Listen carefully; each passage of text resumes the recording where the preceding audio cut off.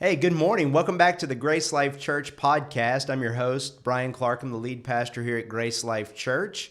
And we are going to get into this series that we're doing on identity. This is the third episode, already done two. If you've missed any of them, go back and check them out on our Facebook page, Instagram, YouTube. There's a lot of good content in here. And again, before we get into it today, I would encourage you to subscribe to the channel if you're new. We'll bring you fresh content every day, every weekday morning at 10 o'clock, and that'll really bless you. And so back again with my co-host for this series on identity that we're doing. And, we left off yesterday beginning to talk about where our identity comes from. And we taught about the story about Eve and how, though she was made in God's image, she forgot who she was. And that was why Satan was able to tempt her. And as we were talking, we've just got another avenue that we want to explore. It's one of my favorite stories in the Bible, and it's in Luke 24, and how God can be with you, and in this case, in you, and you don't even know it. Yeah, I don't recognize him. Yeah.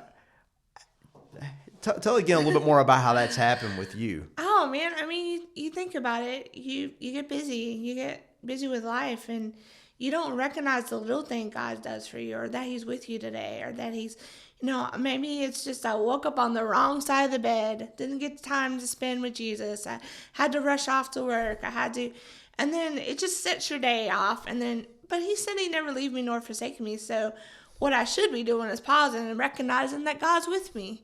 That today doesn't have to be as bad as it seems, because he's with me and he's there to encourage me and to give me his strength, and the Holy Spirit's there to lead me and guide me. But we forget about it.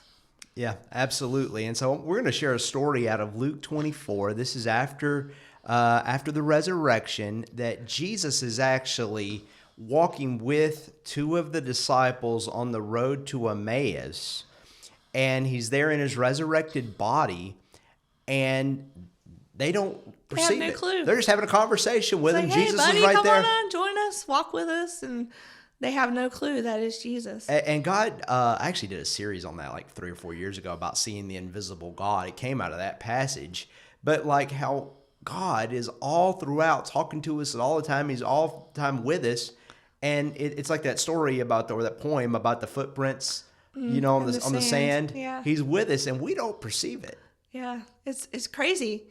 You would think that, you're a Christian, God's with you. That's one of the first things they teach you. But we don't always recognize him, because the problem seems bigger than our God.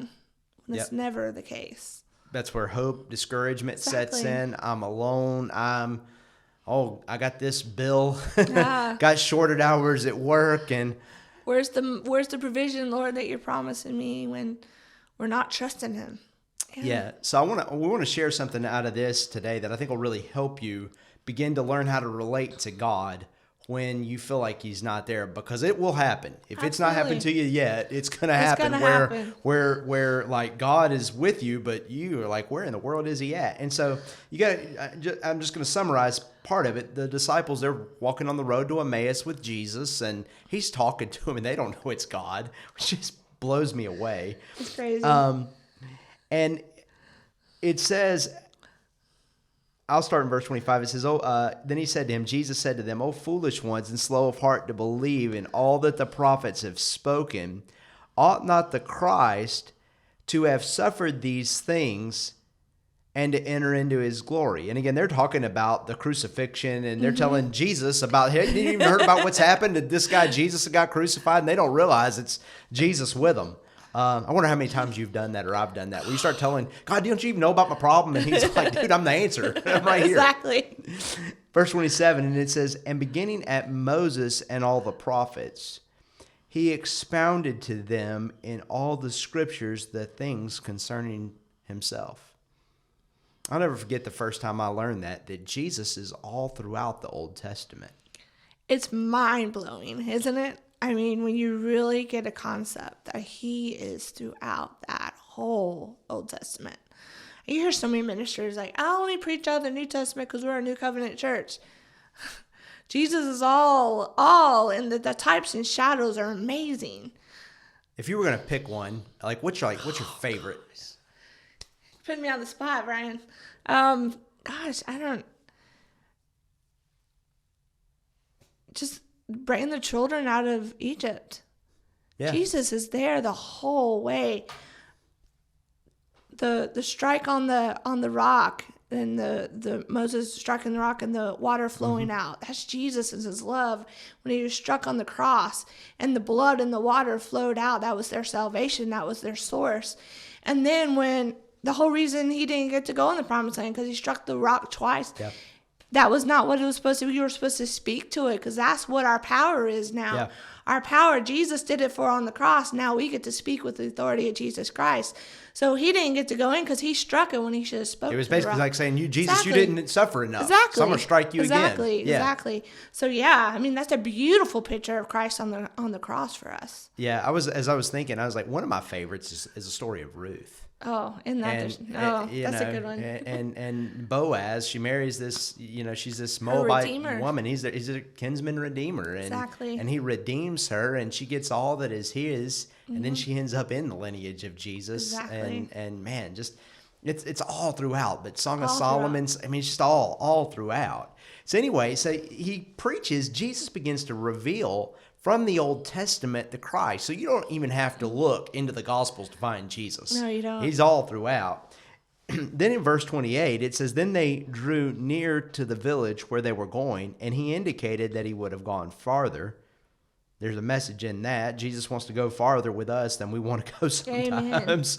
Verse 29, "But they constrained him, saying, 'Abide with us, for it is toward evening, and the day is far spent.' And he went to stay with them. Now it came to pass as he sat at the table with them, and he took bread, blessed and broke it." So they did communion with them. Exactly. "And gave it to them.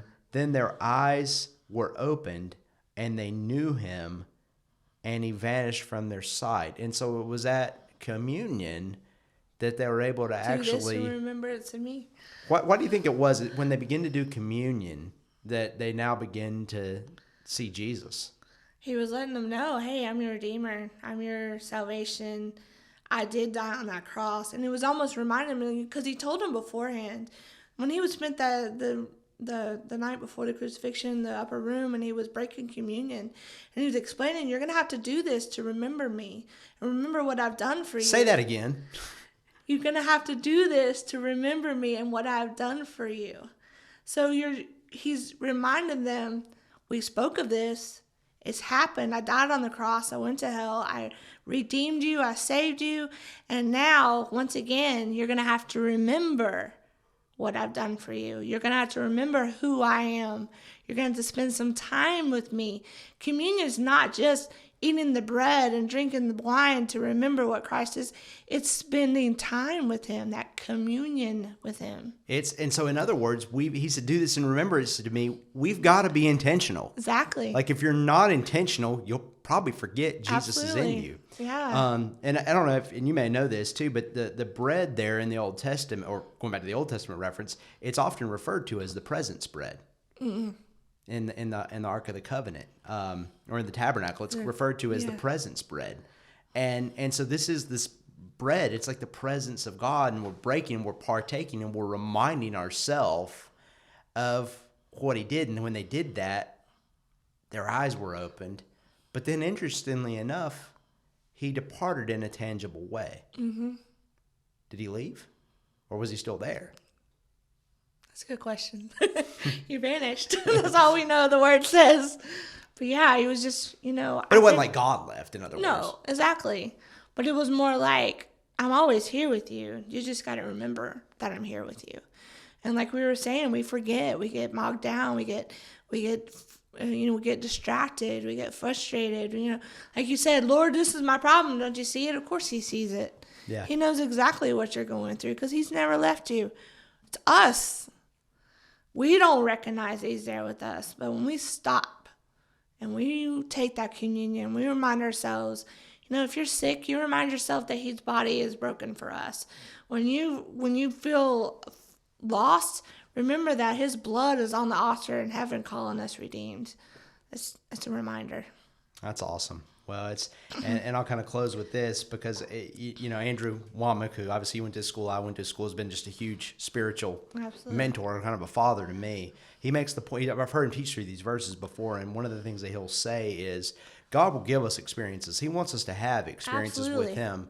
But the greatest way to walk is to walk by faith. And when they saw him and they knew he was there, they were then able to walk by faith. Mm-hmm. And when you're able to operate by faith, you don't have to have sense knowledge in the sense of feeling a goosebump, seeing a vision, whatever else. Not that that's wrong, but you're actually operating in a higher level because you're actually able to operate based on truth, not based on what your senses tell us.